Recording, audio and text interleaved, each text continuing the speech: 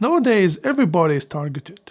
Not only large organizations, but also small businesses or even individuals. You may receive an email from a Nigerian prince asking you for just $100 to help him pay for something in order to get his $50 million inheritance, and of course with the promise to be generous with you after that and give you a crazy amount of money. If you are new to the channel, my name is Saif. I'm a cybersecurity professional based in the US, and on this channel I share my experience in information technology, productivity, and cybersecurity. So why this is really important, and why companies accentuate the fact that it doesn't matter how often you educate the users and you tell them to don't click on URLs, to don't provide information or overshare when receive such emails.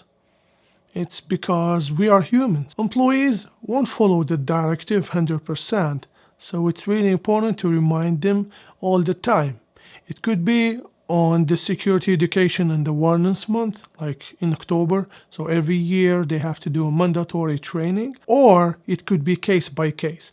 For example, you have a system in place that every time they click on a URL, when you do phishing campaigns, they will get sent again to that training or to get trained on a specific topic based on the email they fell for. Security Education and Awareness is an administrative control where you educate the users about the company's security policy, what they should and should not do while using the company's assets, the information they can share, and the media they can use. Employees must be aware about the company's security expectations. The goal is to have the employees doing their due diligence and not just clicking on each and every URL they receive.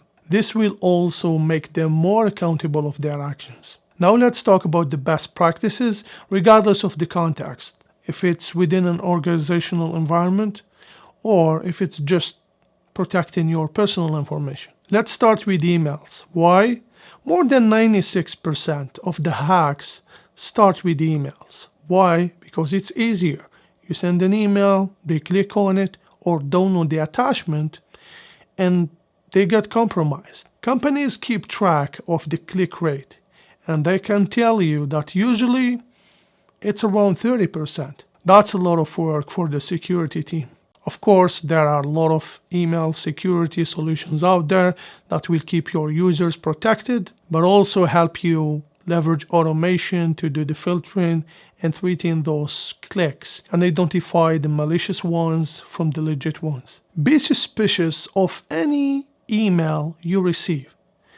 Check the sender from. Is it really coming from the entity that the email is claiming to be coming from? If it contains a URL, first, don't click on it. First, read the email. Make sure there aren't any obvious mistakes, maybe even misspelling your name. That could be a red flag too.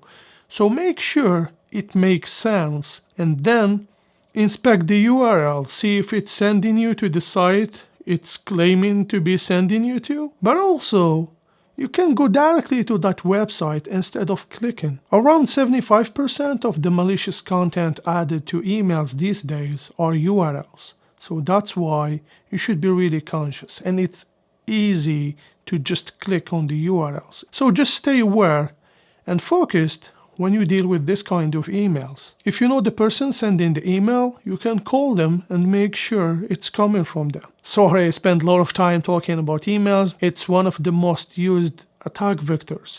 So for sure, it needs to go first and we need to talk about it. The second thing, never overshare information. If it's within an organization, don't share information with people who don't need it to do their job.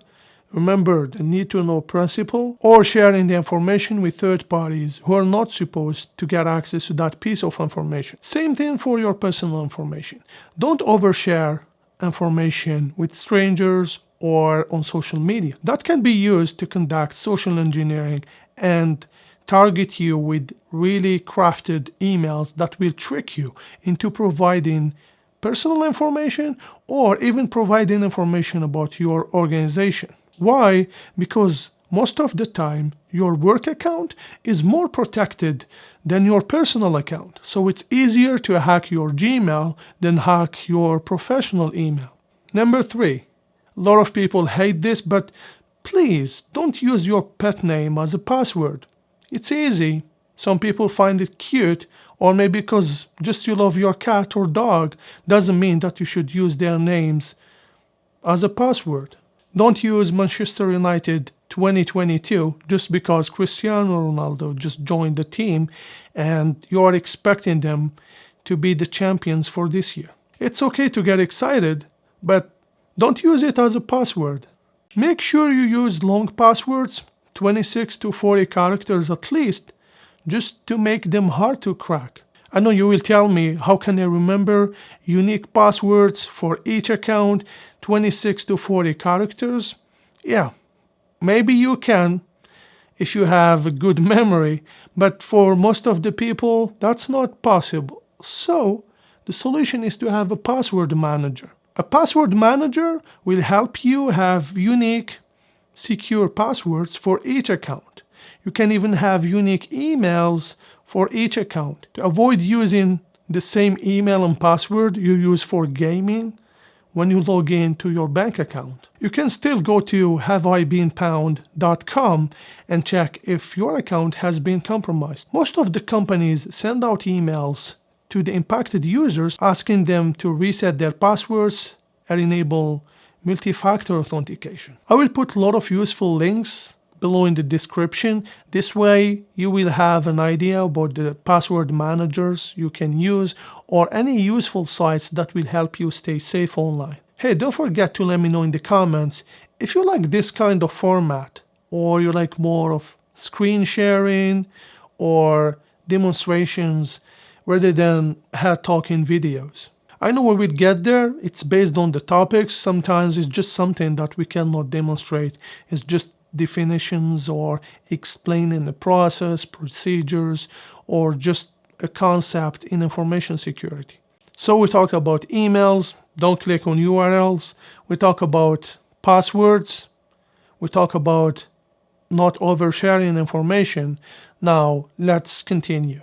If you work with sensitive information, make sure you never download it on your PC locally, regardless if it's your work PC or personal PC. If you don't have to, don't do it. Same thing for your personal information. If you don't have to store any of your sensitive information locally on your phone, tablet, or PC, just avoid doing that. Now, one of the tricky topics, USBs and removable media. Cloud storage is cheaper than ever. So if you want to have a backup of your data, or you have huge volume of data that cannot be stored locally on your devices and you want to store it externally, you can use cloud storage services. Or if you have to use external physical drives, make sure you encrypt those disks just in case. If you lose one of your disks or flash drives, at least it's encrypted and you won't be worried about people accessing your personal information. So these were some of the top recommendations on how to stay safe on the internet, protect your personal or work information, but also how to stay due diligent and follow the company's security guidelines. Don't forget to subscribe to my channel and let me know in the comments if there are any topics that you are interested in and you want me to discuss about next. I hope that you like this video. Stay tuned for more.